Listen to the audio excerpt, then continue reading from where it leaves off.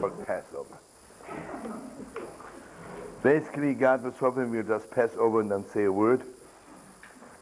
But then we got curious.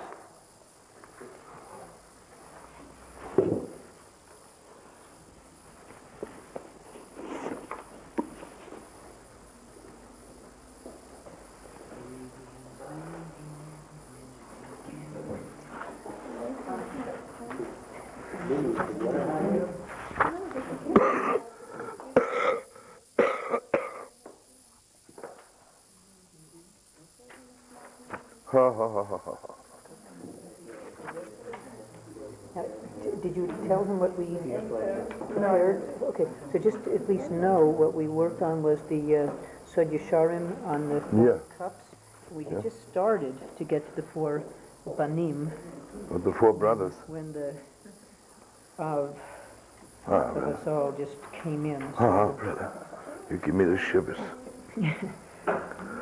Okay, brothers, I'm late, Baruch Shem, but I came. You know what my Torah is? If I would come on time, then it would show that I have nothing else to do. But if I come late, that means I really had something pressing to do, but I tore myself away and I came. Then I have another Torah. If I would be on time, I would put the Mashiach to shame, right?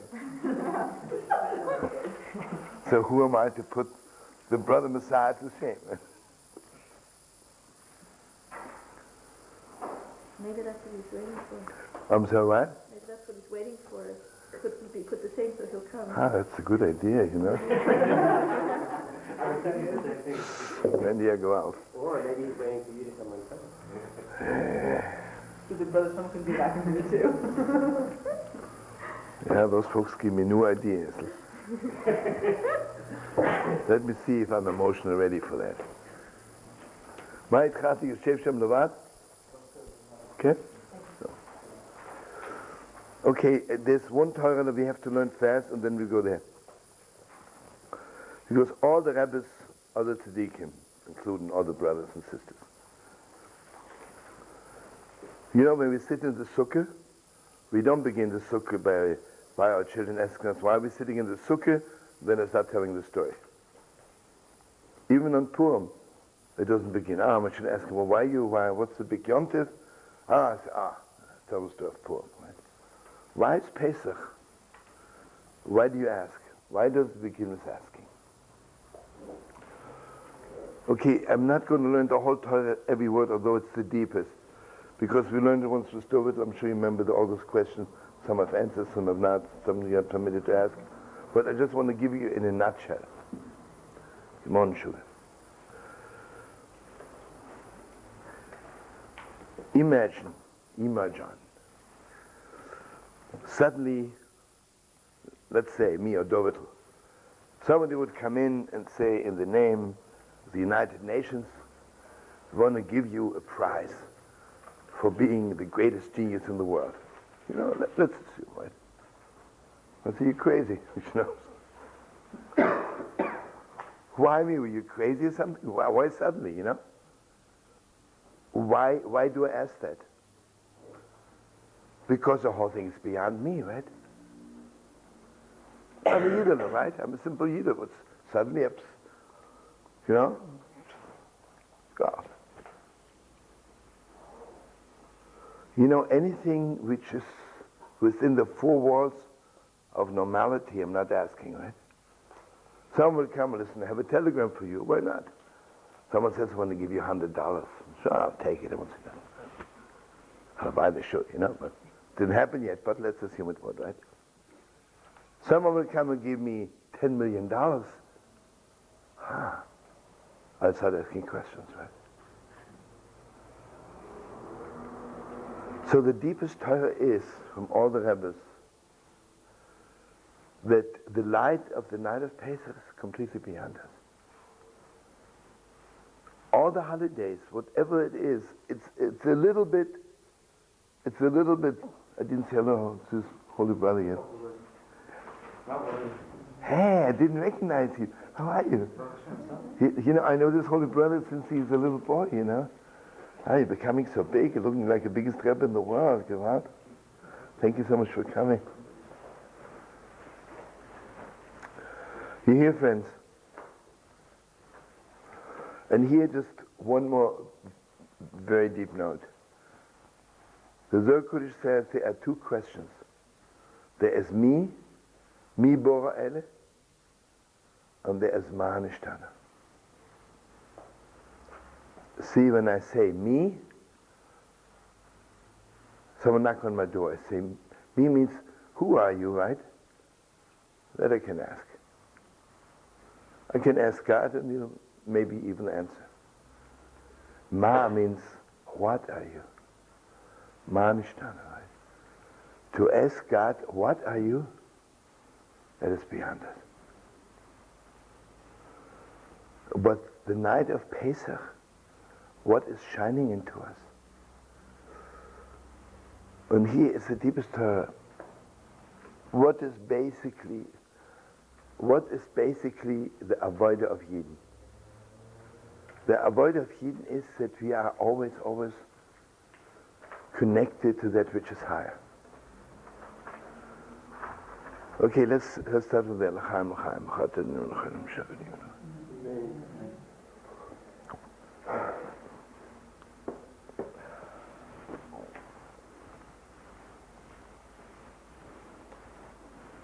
Remember there's a postic, it says, Umor manechem, lift up your eyes, Umi bora'elech, and see who created this world, right?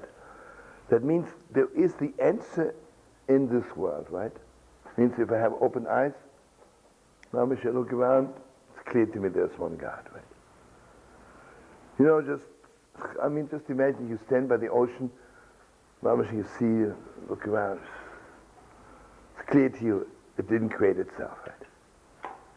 Mi bora'ele. All year long the question is always me. But what do we say when we down? Mi chamoicha ba'elam Hashem. Always, you know. Seder night, the only night when we say Ma Nishtana. And here's the Torah, he says,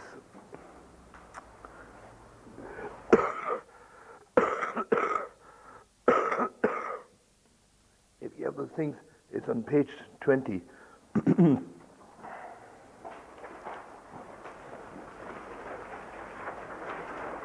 You see, basically, the night, the whole redemption out of Egypt, remember we were learning yesterday that in a certain deep way, Mashiach really has come already.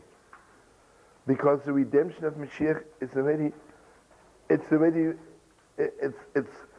prefabricated sukkah. It's already there, right?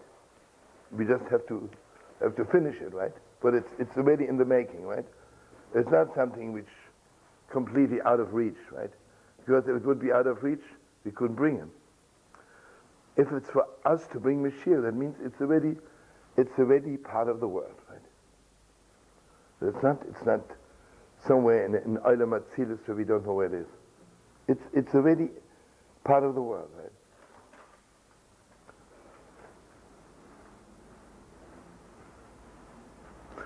What's the holiness of Hasidin? The holiness of Hasidin is that we are connected to something which is beyond us. You know, I want to tell you without knocking anything else, what's the difference in all the religions and us, without saying anything bad or good? You know, the world also had a lot of holy people, not knocking it. But they were all within the four walls of the world, right? Someone, Mamash, purified himself, was a holy person, and he had a revelation which is within the four walls of the world. What are Yidden all about? What? I mean, it's you can fathom it in this world, right? You can fathom it. You know, let me ask you something. Can you really tell me what God is all about? Why you believe in God and all this? You know, if someone comes out with a book, Why I Believe in God, he's not Jewish. It might be a cute book, and make good reading.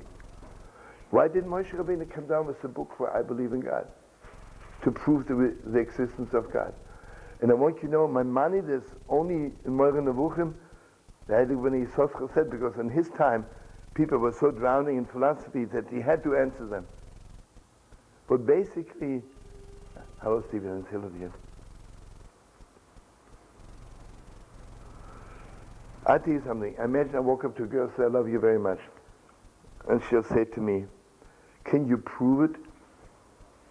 I'll never talk to her again, right? You mean to say it's like an apple or an orange, I should prove you this is an apple, this is an orange? It's beyond, right? It is completely beyond, right? You see, it's not, I cannot prove to you, figure it out logically like 1 and 1 is 2, 4 and 4 is 6, whatever it is, and, you know, and I can prove to you there's one God. I can't. And I don't want it. Because my connection to God is beyond everything. Right? It is only that God is shining into me. God is shining into me is something which is beyond. Right? What did we bring down to the world? What's Mount Sinai all about? Basically, the Torahs of Mount Sinai are simple. Don't kill, don't steal. And I will ask you, I mean, for that I have to go to Mount Sinai. Really, I was expecting God to give me a little bit of a deeper thing on that, right? Shabbos, Yontif. But you know what it is, and I want you, Mamish, really to open your hearts. You know what the Ishbita says? You know, when God says, don't kill, sounds like a Sunday school teacher says, oh, kids, don't you ever dare killing. For that, they have to go to Mount Sinai and be in Egypt for 210 years, slave away with pain, and so God should tell me finally, don't kill? And let me ask you, he could have told us this in Egypt. But you know what it is? This is much the deepest Torah, and it's a must to remember. You see, when God told us don't kill, it's not that God says don't do the act of killing. When God says to us don't kill, you know what the open gates for us? Suddenly he was shining into us how precious life is. Oh, it's so precious. God is so precious. You see what it is? You remember what the Gemara says, that everybody heard the word don't kill on their level? A simple person just heard don't kill. If you're more of a person, then you know don't kill also means don't ignore. And you know, don't ignore, you know, like, or don't put to shame, you know, like, preciousness of a person, right? You know what the world is missing? You see what it is? Why is there no peace in the world? Really, they're sitting there quetching around for 10 years, right? Because they don't know what it is. They have no idea. They think peace means I'm not taking out a knife and kill you. That won't bring peace. So okay, I'll restrain myself, I won't kill you. But the world needs to learn how precious people are. How precious people are, right? See, the world, sadly enough, it was never so bad. The world has completely lost this depth. You know, if someone can run around and want to kill kids in the school, what's his problem? I mean, he's not human. Why is he not human? Because he does not know what a human being is. Completely off, right? And the saddest thing in the world is they don't know what God is, right? Because if your God tells you to kill, what kind of a God is that, right? Okay, on all those millions of levels. So the thing is, let's say, he says the deepest stuff, and God says, keep Shabbos. It was not like the Sunday school teacher says, listen, Shabbos begins at 5:20, and stop making phone calls from 5:20 on. When God says to us, keep Shabbos, God was shining into us the holiness of Shabbos. Ah, God, the Shabbos holy. globes, you know. Then he says something so beautiful. What did God shine into us when he says don't steal? And I wish we would have time, you know, the whole Pesach when the Seder Devils. We have no idea how precious it is when something belongs to me or belongs to you. That is so deep. I'll tell you as an example, I don't even know how to make it more down to earth. L'chaim.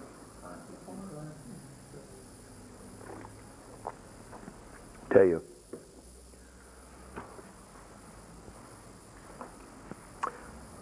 I remember one time when my children were small, they're still small. I'm small also, you know, we all are small. Remember my Torah, that basically we never more than 1 day old. That's it. Remember my Torah, why by Noim?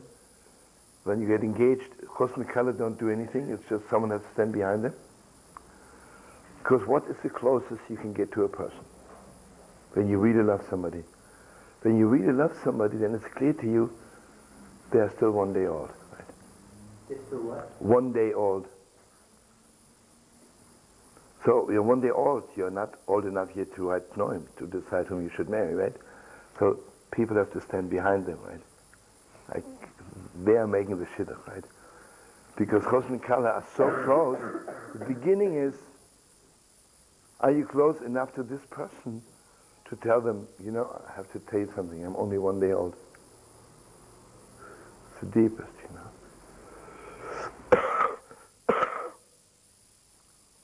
Where was I now? Anyway, so I had to be, usually I'm going maybe for 10 days, 2 weeks. That time I had to go on a trip, it was maybe 3 weeks. I really missed my children. And suddenly I found a little toy of Dari in my suitcase. Just put it in. Shabbos. You know how precious it was? Just a cute little toy. Why? Because it belongs to Dari, right? Suddenly I had this deep, deep inside. It belongs to Dari. It's so special, right? This is so deep, right? You know, people steal because they don't have this deep, deep, deep feeling. How precious it is. This belongs to somebody else. And you know, this gewalt, this deep respect, the deepest respect. Remember the Gemara in Bava Metzia, it's unbelievable Gemara. The Gemara says Rav walked into the Kretschmer and there he saw a person washing his hands and drying his hands on somebody else's coat. So Rav walked up to him like this and called right away the police. He says, this person is a thief because obviously he doesn't respect somebody else's possessions. I'm sure he's stealing. I want you to investigate. They found out he's a thief stealing all over, right? You know how deep this is? Because Rav knew if you don't respect if you think you can wipe your hands on somebody else's coat, means you're completely unaware this doesn't belong to you, right?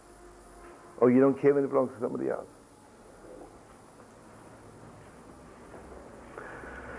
So you hear what it is. You see, my way of not killing, not stealing, it's not just I don't kill, I don't steal, it's from a higher place.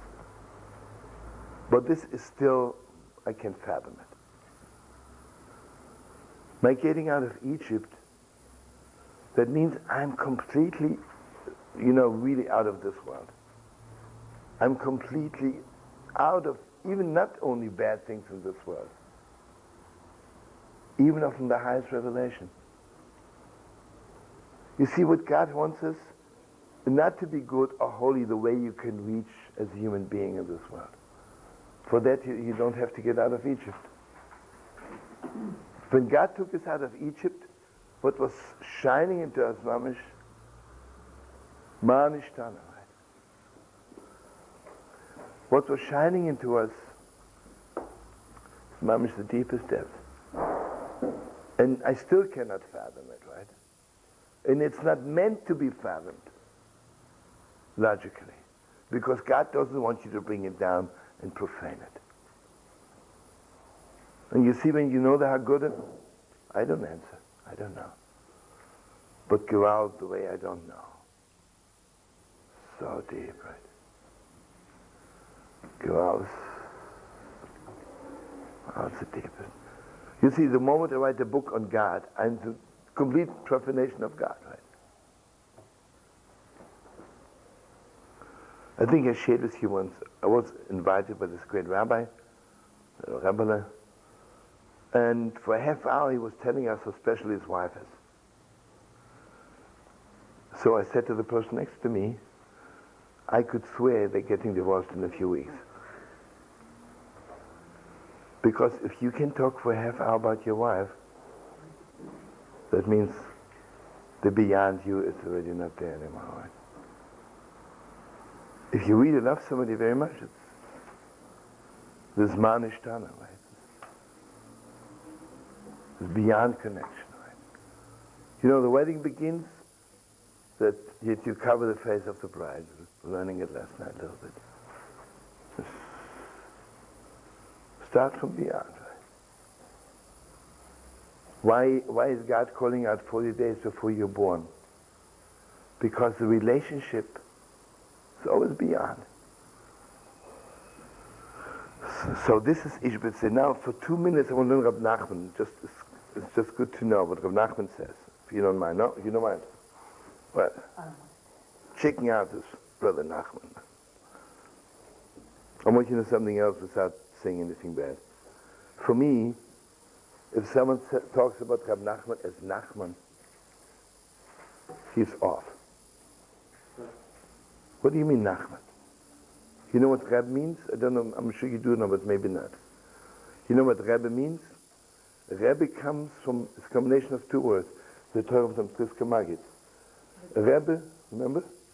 Rebbe is Rav Yud, a person to whom God's name is shining very strong. Means God's light is shining into this person. Rav Yud, right? Rav. It means God's light. Yud Kevovke is Rav. Very strong, right? I'm sorry, what? No, Yud. You know, the letter Yud is always... Rav means a lot. Means a lot of God is shining into him. You know, Rav in Hebrew means a lot, right? Like Harbe. Harbe, yeah.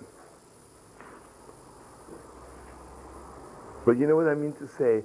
If you call Rab Nachman Nachman, that means you're not aware of the beyond of Rab Nachman, right? I think Rab Nachman gives a lecture on the topic of God. You know, what are you talking about, right?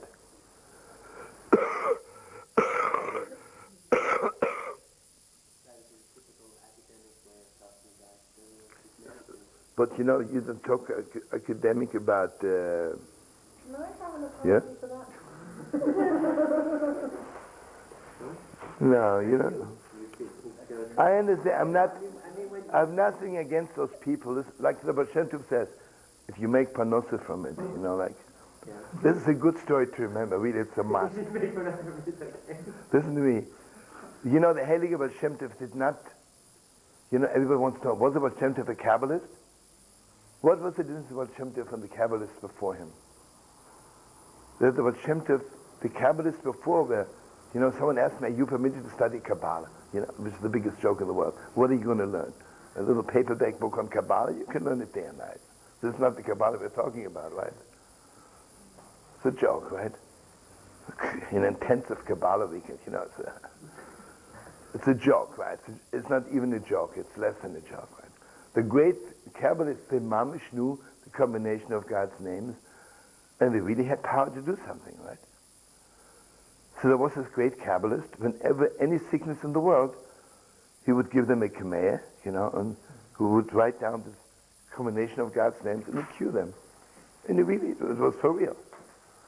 But you know the Holy Baal Shem Tov? the Baal Shem Tov, the Chiddush of the Baal Shem Tov was, I don't want to trick God, like forcing God, this combination of God. I'm davening. See, all the big Rebbes, when they perform miracles, it's not, they force God to do it. They're asking God, right? You know what the Baal Shem Tov brought into the world is Tefillah v'Sachnunim, right? I'm begging, right? So the Baal Shem Tov heard that there's this great Kabbalist, and when the people are sick, whatever the sickness is, he gives them a kemeh and they get cured. So the Baal Shem Tov got very angry. And the moment the Baal Shem Tov got angry, those kemehs didn't work anymore.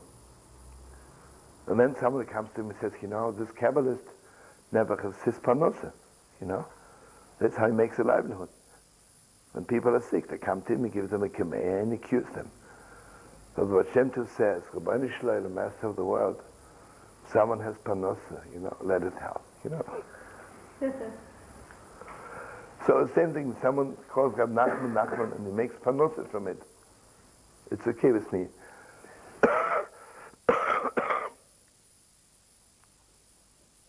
You know, what is really the difference? I meet a girl, I like her very much, or I meet my soulmate. What's the difference, right? When I meet my soulmate, something beyond, right? It's deeper than all that, right? This, whatever I say, it's not it, right? And again, I want you to know, what's Amalek all about? They have to wipe out Amalek under the sky, right? That means Amalek is standing between us and the sky. See, Amalek wants to take away this beyondness from us. You know, when I do something cool, listen to me, when I have to go now and turn on the light or go in the kitchen eat a bagel, it's not beyond. I'm doing it, right? When I do something which is beyond, I get all excited, right? What's bugging us about you go to an Orthodox synagogue and Friday night, nothing, right? It's a cute Shabbos, but it's not a beyond Shabbos, right? Because if it's a beyond Shabbos, you get wild, right? God, right? So anyway, I want you to know something. The more you're aware of this beyond, see, so Purim is Adliyada, right? I have no idea about this, right? But Gewalt, I know what it is, right? It's the deepest God knowledge. The beyondness. And you see, I don't want to get involved now in the deepest depths. On Purim, it's 30 days before Pesach, and it's like the gate opening. The gate opening is that on Purim Adlayada, I don't know what it is, but I know it's there, right? I know it is, right? And on Pesach, when I drink, I don't get drunk like on Purim, because it's already, I brought it down a little bit already. I don't have to be completely drunk to fathom it. You see, the drunkenness of Purim is not to be out of it, but to be into it, right? But I cannot be into it when I'm, under, God forbid, under the four walls of logic. So I'm getting drunk like a dog. Go on, right? On Pesach, it's already like a little bit down to earth, right? I'm drinking only 4 cups, but I ask my Nishtana. And I understand it better, right? You see, because what you see is Mitzrayim. You see, because if it's completely beyond, then you're stuck in Persia, you're still there, you don't move. But if you're already a little bit, walk out of Egypt, right? You see, I tell you something. Let's say a person comes to the Holy Wall from New Zealand, and it's beyond. But then he goes home to New Zealand and he still doesn't keep Yom Kippur. Because the whole thing is beyond him, right? It has to be a little bit up, still beyond. You know, it's such a delicate borderline. It's still beyond, you know. Let's say, for instance, you go to Amshnov. What do you feel? Right? It's completely beyond, but still, it's a human being, right? You know, Rab Nachman says, God bless you, who do you think was Avraham Avinu? You think there's one of Sichos Haran. He said, you think Avraham Avinu didn't wake up in the morning and wash his hands, washed his face? Our Holy Mother saw, like every other woman, woke up in the morning, washed herself, put on her dress, and she went to the kitchen, right? Or whatever she had to do. She was a human being like you and I, right? Moshe Rabbeinu, Ish Elokim, a human being, you know. See, if I think they were completely beyond, then what good is it, right? I'm not beyond. So here's the Torah of Ram Nachman. It's a Torah in Tshuvas Hashonah, Torah Hey on Pesach.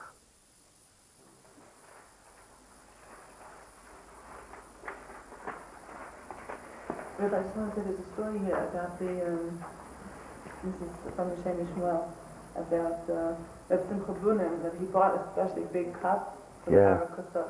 Yeah, I was thinking about it while I said it, yeah. Yeah, tell the Chaver. No, you tell it. It's just he brings the story that Reb Simcha Bunim bought especially a very big cup for the kostos, for the 4 kostos of Pesach, because he said there's a certain kind of surrendering of your knowledge that you need to do through the 4 kostos. And since he had such great knowledge, he needed an especially big cup to drink a lot of wine to come to that place. Yeah. To get beyond himself, yeah.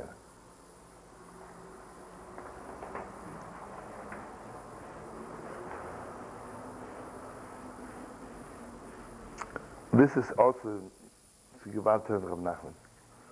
Imagine, you know, maybe we are ashamed to talk to each other, right? In a certain deep way. But we have so many questions about God, right? Gewalt that we torn apart sometimes. We have millions of questions about Yiddishkeit. You remember the Heilige Stashila says, why is it so hard to be a Jew? He says, because it's full of contradictions. Everything is a contradiction, right? On one hand, I say God is everywhere, and then I ask, where are you? When I need him, he's not around, right? I ask God, I say God is so good, so why is there so much evil in the world? Mamish, I say, Mamish Hazonim, Afanis Lakoi, God is feeding the whole world. When it comes to benching, I swing like a dog, I walk on the street and I see 100 people dying from hunger.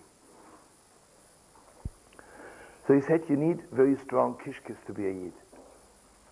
You need strong kishkis. But then he says, the truth is, there are these questions.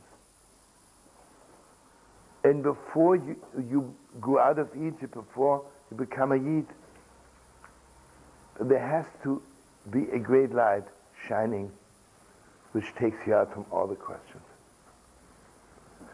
So he says, Seder night, when we ask Nishtana, you know what we're doing? We amavatl all the questions. That means God gives us strength that all those kashas shouldn't bother us. Imagine, I love this girl very much. And then I see she really is a little bit contradicting herself, right? So there's 2 ways of handling it. You know, if I want to offer her a job, I won't give her. You know, most of the girls whom we eventually marry, we wouldn't give them a job as a secretary. Because I would say she doesn't have her act together, right? So why do I marry her? Because I love her so much? It doesn't matter, right? Because this is deeper than all this. You see, until Seder night, I have all those questions. Seder night, I ask questions. So what? So I don't know. So with our children asking Nishtana, because all those questions are still within the 4 walls of logic and of nature. When we go out of Egypt, we are mamish the same Torah like Ishvitz. I'm completely beyond. When I'm beyond all those questions, don't reach me. You know, I had the Gewalt Rebbe, I shared it with you, of Shlomo Heiman. You know, have you ever seen all the so-called great scholars, and you ask them a question, before you finish the sentence, they have already an answer. Never they feel responsible, you have to answer every question. So Shlomo Heiman, when you asked him something, he didn't even answer. And people would say, Rebbe, don't you answer? He says, where does it say in the Torah you have to answer every question? You don't have to. Remember, I told you, he said a lot of times, the question is so good. Why should I destroy a good question with a stupid answer? Right? Because most of the time, the question is always better than the answer. Okay.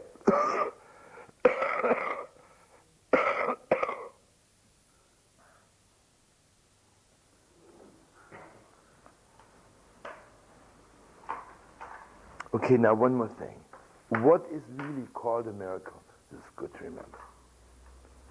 What is called a miracle? A miracle is that God is shining into the world something from beyond. You know, when God split the Red Sea, it was not that moment God split the Red Sea. When God split the Red Sea, what was shining to me is that God is really the master of the world. You remember when we split the Red Sea, when God split the Red Sea, it says, they walked on dry land in the ocean. So Rabbi Melech says they should say they walked in the ocean like on dry land. Not they walked on dry land like on the ocean. It's gewalt, right? So he says, after they walked through the ocean, they realized when they walk on dry land, it's also like walking through the ocean. It's all a miracle, right? Is it really a difference to God if I walk on dry land or if I walk on water? It's no difference. So Rav Nachman says, when do you sing? You sing only when something beyond is happening to you. Listen, why don't I sing when I go into the grocery store and buy a pound of apples? Because there's nothing beyond, right? Have you ever seen that you go to a wedding and people have to pay you in order to sing? Or people have to pay you double in order to dance? Because it's nothing. They have one thing in common, they hate each other, you know? He marries her for her penny, it's love on first penny, right? I was once at a wedding, stupidly. I couldn't believe it. He came there with his old girlfriend, and she came with her old boyfriend. I mean, it was so disgusting, you know. I mean, it was so stupid. And the rabbi had to tap him on the shoulder 5 times. He should listen to the broch and put the ring on. He was in the middle of talking. He said, wait a minute. This is all the rabbi. After that, I found out the whole thing was a fake, because he needed a green card for Israeli, and I didn't know this arrangement, you know. Stupid. Was nothing there, right? And sometimes you come to weddings, it's not much beyond, right? So, Rav Nachman says, and you know, this is so beautiful. Why didn't we really sing when we came out of Egypt? Why did we wait till we crossed the Red Sea? Because when we were in Egypt, we were so not beyond, right? So Seder night we were a little bit beyond, but not beyond enough yet to start singing. We're still weighing on us a little bit. When we crossed the Red Sea, you know what that means? The Egyptians died. That means, Mamish, was no more Egypt. Egypt stopped to exist. That means we're Mamish out of it, right? Out of it. But we, after we cross the Red Sea now, Seder night, when we drink wine, Kol HaMarvel is up. Right? Can't stop. And you see how beautiful it is? Just to stay beyond, you know, what was wrong with all the holy hippies? They look at the world and they saw there's nothing beyond in the world, right? They look at their parents are married for 30 years. There's not 1 ounce of beyondness. Remember, there was a big panel in the 60s, and your humble brother was there also. Not that was invited, but I was there and this said something. They said, it's terrible, you know, the way the morals are today, you know, people don't get married, just hang around loose.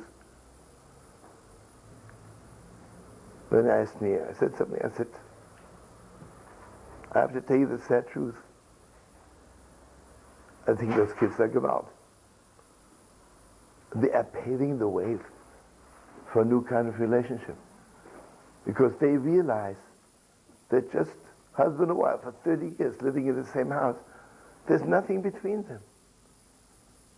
There's nothing between them. And they don't want that. And they say, if marriage means to be like my father and mother, I don't want it. So what we have to do, we have to show them that this is not what marriage is, right? I said to the rabbis, if you want them to have higher morals, okay, let's get on the horses and do something, right? So you see what it is. Seder night is mamish the border between beyond and this world, because it says kolamaba the supper. I mamish have to talk about it. And if it's completely beyond, I can't say anything, right? Seder a Purim night, I'm not sitting there and telling all night the story of Mordechai and Esther, because I'm beyond, right? Adliyat. Seder night is already like it's beyond. You see what it is? It's the most unbelievable thing is what's the real Yid? He's 100% beyond and 100% in this world. 100% in both worlds. Right? You know why it's by all the religions, if you want to be a holy man, you can't be married, you can't have business. Because they say, or you are beyond, or you are in this world. Right? But you have to be beyond in this world. Right? I was talking about the hippies. You know, they wanted so much something beyond, but they didn't know how to bring it down to the world. Because only the Torah is something special. The Heilige Gesetz Torah brings it down to this world. Okay, now we're going to the 4 children. Anybody want to say something right now? Yeah, but talking about questions. Yeah? Choose answer questions with questions. This is like a sign of the beyondness. Yeah, that's it. Anybody could give an answer. Yeah. The answer with me, with what do I know? Yeah, Mamish, Betzalel, you're 100% right. Hear what Betzalel says. You see, the answer in the Seder night is not really cutting off the beyondness. Because a lot of times that's what you meant, right? Oh, you meant it in a different way. No, no, tell me what you meant. Why did Jews typically answer questions with questions? How you mean just in general, not saying them? Yeah, it's in mind. Ah, that's good Torah. That's a very good Torah. What were you saying? No, I was saying that, a little bit like you, that the deepest secret of life is to answer it and not cutting off the beyondness. Right? Don't take it out of the beyondness. Because someone asked me a question of beyond, and I answer him down to earth, cutting them short, right? When I think of it, it's like a question stems from a part inside of yourself. It's a very deep part, a searching part. Yeah. A question part. And Yeah. an outward when you ask a question. But when you answer, you're coming from your head. And you're not connecting to your heart when you answer a question, even if you try. Ah, that's pretty good. With your heart. It's a good Torah. You don't want answers to questions that are coming from such a deep place. Yeah. I was just thinking with the 4 sons also, what do they say? Yeah, that's the whole thing. Not questions. Yeah, 100%. I'm going to it now. Maybe you're 100 light years ahead.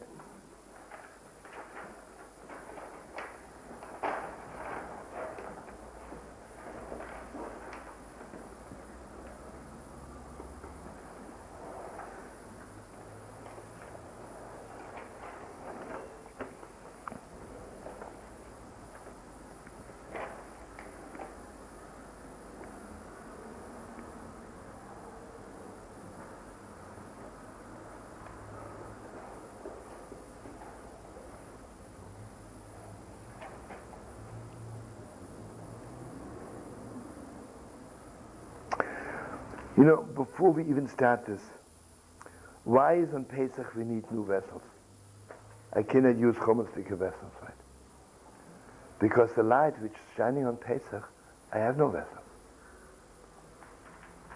I have no vessels. That means the way I am now is no way for me. And there's a Torah from the Heilige Baal Shem Tov, it's really beautiful. The Heilige Baal Shem Tov says that the king says, I'm giving out gifts to everyone.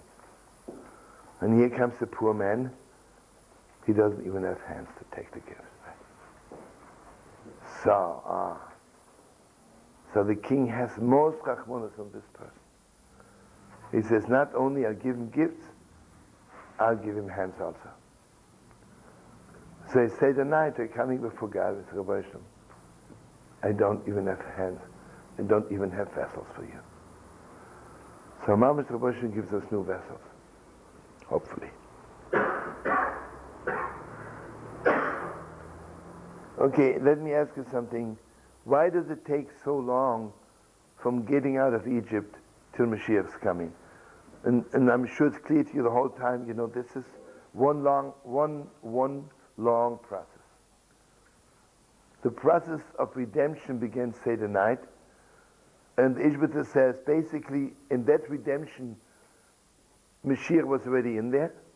The ultimate redemption was already in there, but it didn't come down to the world yet.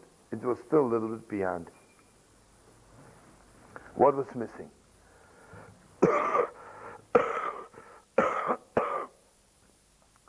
You know what was missing? Why were we supposed to stay in Egypt 400 years? And everybody knows all the problems we go through to Mashiach's coming is because we did not stay in Egypt for 400 years. That means the real 100% purification didn't happen yet. You know what that means? And just let me tell you first before we learn inside.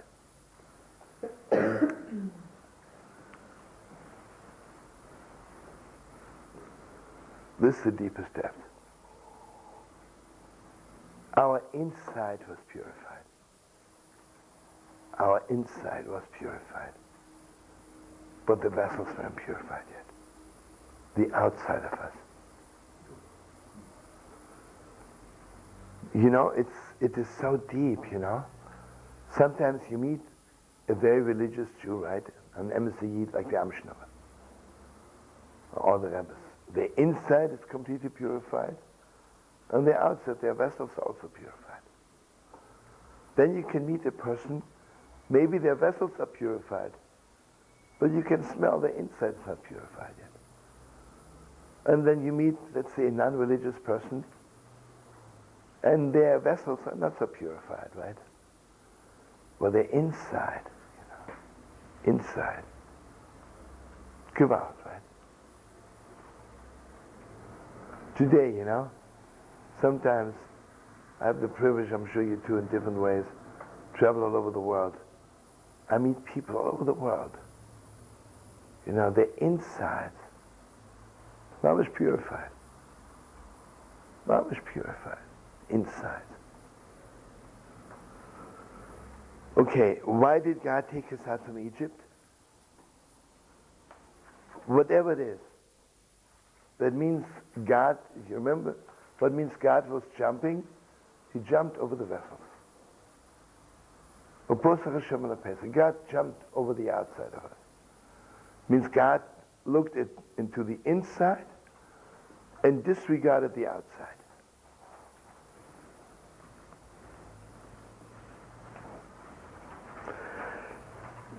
Where are we learning? Where's this for the folk? There's a four kiddies. For the Arabanim? Yeah. Start here, Baruch HaMokum. Sorry. So let me just tell you this Torah, Kol Amar B'Lesaper.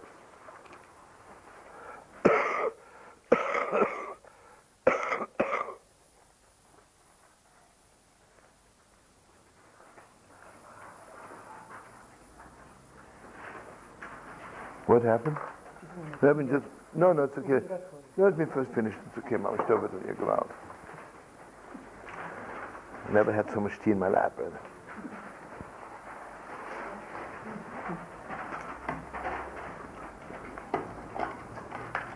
You know, I once met this homeopath. I'm sure you know it anyway, but he told it to me.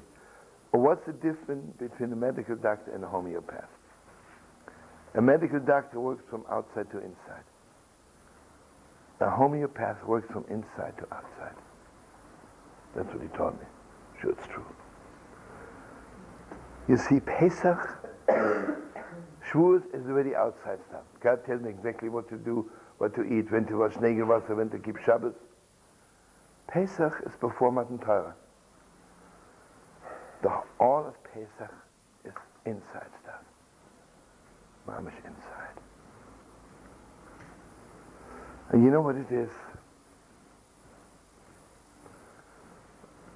On the outside, when I ask Ma, there is no answer.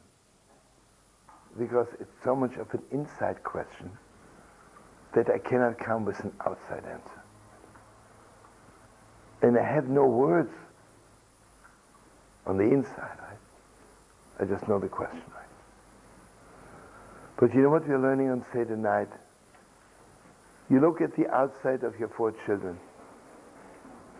Or what do you know about the inside? Inside, right? And you know how beautiful this is? There's the Torah of the outside, and then there's this Torah of the inside. The Torah of the outside is given on Shavuos. The Torah of the inside, inside.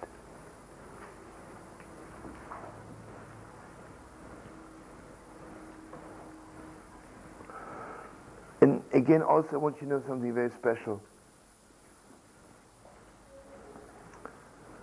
You know, the Exodus of Egypt is divided in 2 parts.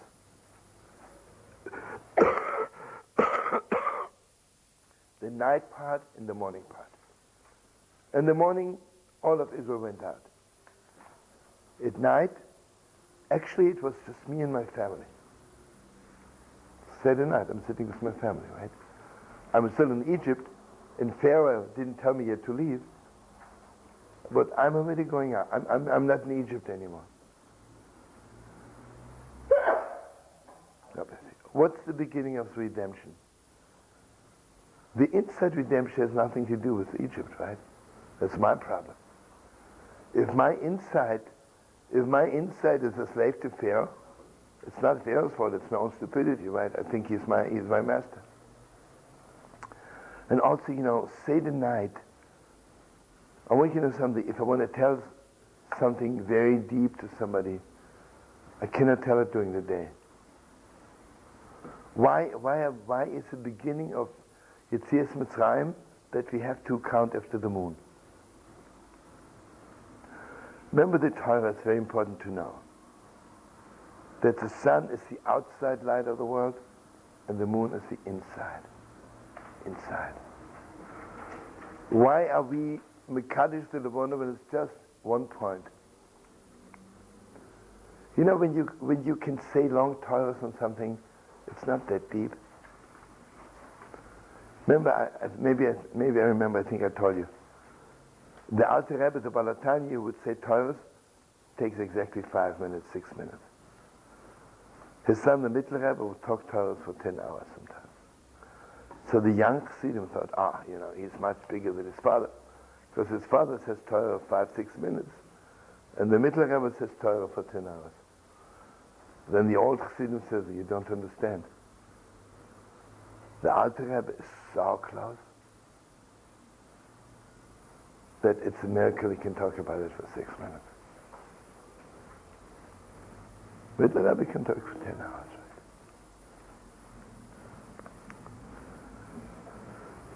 So Seder night, we're counting after the moon because it's all inside stuff. It's inside.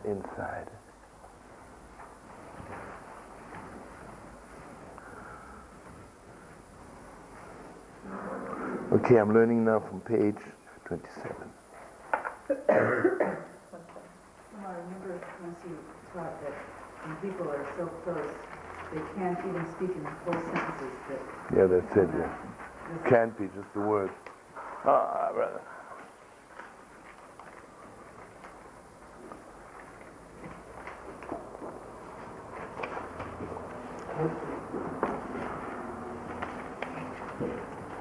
Dovel, you have to direct me. Are we going in the right path or in the wrong path? Since when do I tell, since when does direction come from me on the right path and the wrong Because path? you're keeping me a little bit in shape, brother. Your department. Okay. What? Is the answer to the question? Yeah. I said, well, we had said yesterday to go with the 4 cups and the 4 suns, and so I think we can go with the sun 27. Yeah. Okay, good.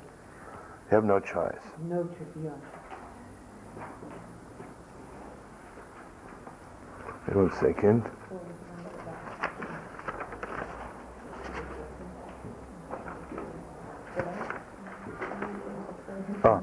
You know what I think? I would like to learn first the Torah on page 29. If you don't mind.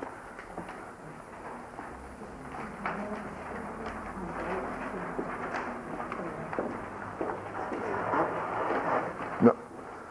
I changed my mind again, please forgive me. I'm learning from 28 here. I skipped this page.